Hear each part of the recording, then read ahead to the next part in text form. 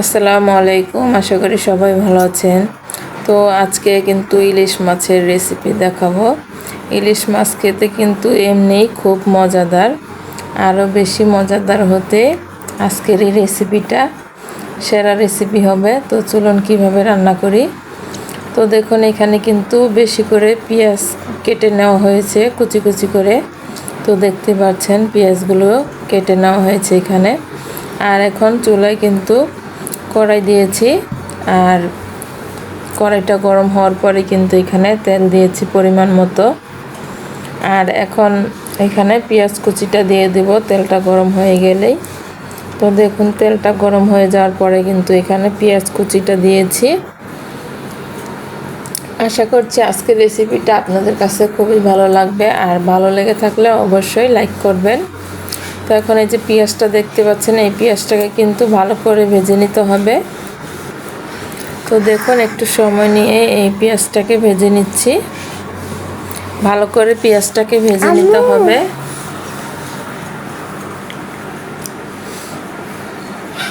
তো দেখতেই পাচ্ছেন একটু নেড়ে চেড়ে ভালো করে কিন্তু পেঁয়াজটাকে ভেজে নিচ্ছি একটু সময় নিয়ে। তো এরকম করে একটু সময় নিয়ে পেঁয়াজটাকে ভেজে নেবেন। তো দেখুন পেঁয়াজটা ভাজার পরে কীরকম হয়েছে দেখতে, ঠিক ভাজলে কিন্তু পেঁয়াজটার কালার এরকম হবে। তো আমার কিন্তু এখানে পেঁয়াজটাকে ভালো করে ভাজা হয়ে গিয়েছে। এখানে হলুদের গুঁড়া আর মরিচের গুঁড়া দিয়ে দিলাম পরিমাণ মতো।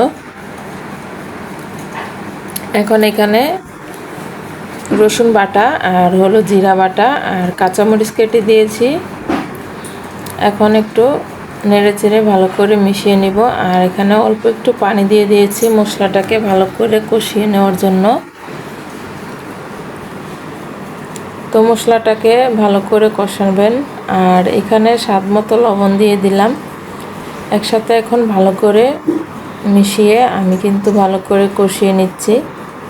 একটু সময় নিয়ে কষিয়ে নেবেন মশলাটাকে, তাহলে কিন্তু মশলার খেতে কিন্তু খুবই টেস্ট হবে।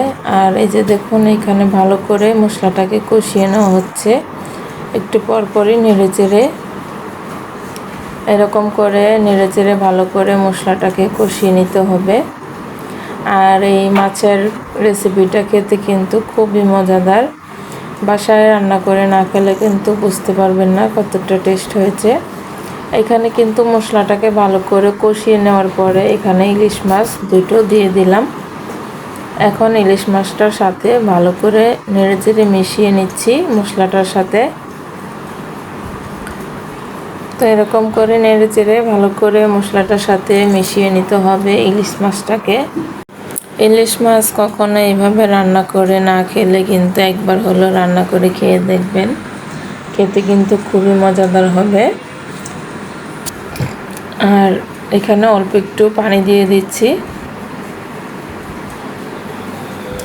এখন কিন্তু পানিটা দেওয়া হয়ে গিয়েছে, একটু নাড়াচাড়া দিয়ে ঢাকনা দিয়ে ঢেকে দিতে হবে। আর আমাদের চ্যানেলে এখনও যারা নতুন আছেন অবশ্যই চ্যানেলটিকে সাবস্ক্রাইব করে পাশে থাকবেন নতুন নতুন রেসিপি পাওয়ার জন্য। তো দেখুন একটু নাড়াচাড়া দিয়ে এখন ঢাকনা দিয়ে ঢেকে দিচ্ছি। এই ইলিশ মাছটা রান্না করা কিন্তু খুবই সহজভাবে আপনাদেরকে দেখিয়েছি। আর সহজ যেরকম এটা খেতেও কিন্তু খুবই মজার। তো দেখতে পাচ্ছেন এখন একটু সময় নিয়ে মাছটাকে ভালো করে রান্না করে নেব।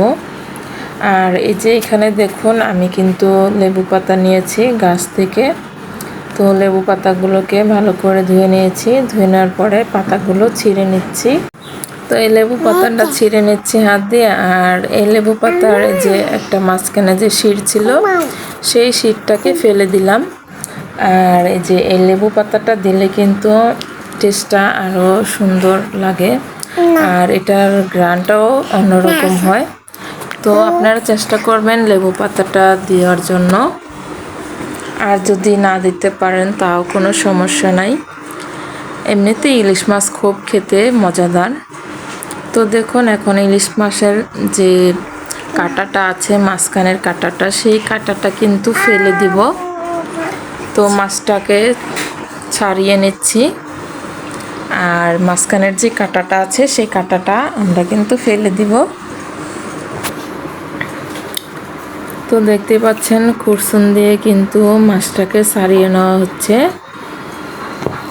আর অবশ্যই কমেন্টে জানাবেন আজকের এই ইলিশ মাছের রেসিপিটা আপনাদের কাছে কীরকম লেগেছে। আর দেখুন এখানে যে মাঝখানের কাঁটাটা ছিল সেই কাঁটাটা কিন্তু ফেলে দিয়েছি। তো দেখতে পাচ্ছেন মাছের রান্নাটা কীরকম হয়েছে। ইলিশ মাছ রান্না করা খুব সহজ একটা রেসিপি আপনাদেরকে দেখিয়েছি। আর এখানে যে কাটা লেবুর পাতাটা ছিল সেই পাতাটা দিয়ে দিলাম। লেবু পাতাটা দিলে কিন্তু খুবই ঘ্রাণ আসে, একটা সুন্দর একটা ঘ্রাণ। তো দেখতে পাচ্ছেন এখন কিন্তু ভালো করে নেড়েচেড়ে মিশিয়ে নিচ্ছি। তো এখন এই যে মাছটা রান্না শুধু, এখন একটু ভালো করে মাছটাকে ভেজে নিব একটু সময় নিয়ে, তাহলে কিন্তু এই ইলিশ মাছের রান্নাটা হয়ে যাবে। তো দেখতে পাচ্ছেন কিছুক্ষণ পরপরই কিন্তু মাছটা রান্না করছি নাড়াচাড়া দিয়ে।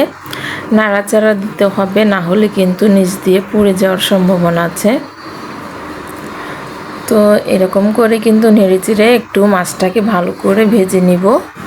আমার কাছে কিন্তু এই ইলিশ মাছের ঘাটা বা জুরা রান্নাটা কিন্তু খেতে আমার কাছে খুব ভালো লাগে। আপনাদের কাছে কার কার ভালো লাগে এইরকম করে মাছের ঘাটা রেসিপিটা, তো অবশ্যই কিন্তু কমেন্টে জানাবেন। দেখতেই পাচ্ছেন কি সুন্দর লাগছে এই মাছ রান্নাটা, আর এটা খেতে যে কতটা মজাদার হবে দেখেই বুঝতে পারতেছেন। তো আমার মাছ রান্না কিন্তু হয়ে গিয়েছে। তো দেখতেই পাচ্ছেন কি সুন্দর লাগছে। এখন কিন্তু চুলাটা অফ করে দিব। এটা কিন্তু গরম ভাতের সাথে খেতে খুবই মজাদার। তো সবাই ভালো থাকবেন, সুস্থ থাকবেন। আবার দেখা হবে একটা নতুন রেসিপি নিয়ে। আল্লাহ হাফেজ।